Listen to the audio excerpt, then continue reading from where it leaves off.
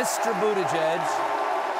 Now, this was a night sort of dedicated to being introduced to Tim Walz, a governor who's proved to be very popular with people right away, but people don't know much about him. You've known him for a few years now. Here's a picture of the two. Where is this taken here? That is the Minnesota State Fair. Minnesota State Fair. There you are, right there. That is. There you are. That looks like a Midwestern Batman and Robin to me. J.D. Vance talks about Midwestern values. You're two Midwestern guys here. He couches himself as a Midwestern guy. What are those Midwestern values to you? And do you think that Senator Vance embodies those? How can I put this? Living in a... I want to warn our affiliates, we might be going long. The thing is, living in a Midwestern state is not the same thing as living out Midwestern values. So when I think about Midwestern values, I think about humility, decency, honesty, and the Trump-Vance campaign is almost extravagantly the opposite of all of those things, right? Tim Walz, on the other hand, as you see in that picture, what you see is what you get. I mean, I came to that Minnesota State Fair after an official event, which is why I'm wearing a tie in there. And after he was done teasing me for wearing a tie to the Minnesota State Fair, my immediate sense was just, you see he's in his ball cap, he's in his T-shirt.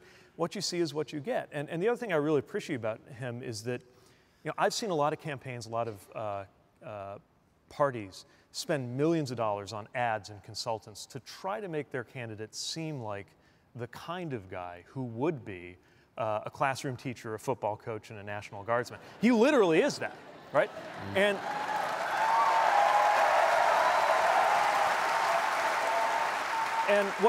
what all of those jobs have in common is they're not about you, right? The measure of a great teacher is the success of your students, and the measure of a great coach is the performance of your players.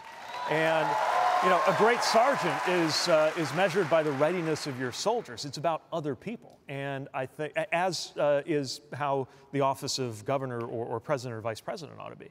But I also think that's why the Trump-Vance people literally don't know what to do with them, because they just have no concept of that. Now, you played Pence for Harris's debate prep in 2020. So that's a front row seat to how she responds to pressure. Yeah.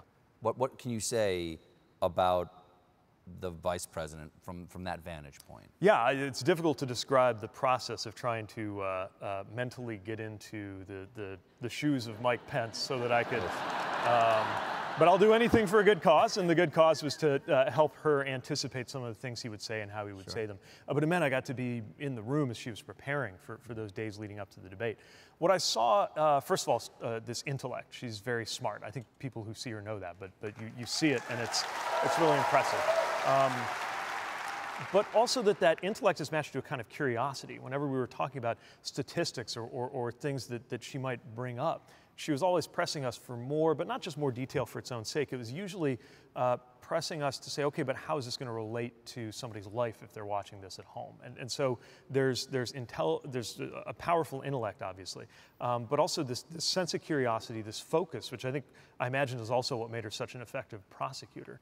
And then also a bit of a sense of humor. It's this incredibly intense process. It was a very intense campaign, as this one is, but there were these moments where she just found the humor in all of that, which I really appreciate. Well, we'll take another brief break here, but stick around. We'll be right back with more Pete Buttigieg, everybody.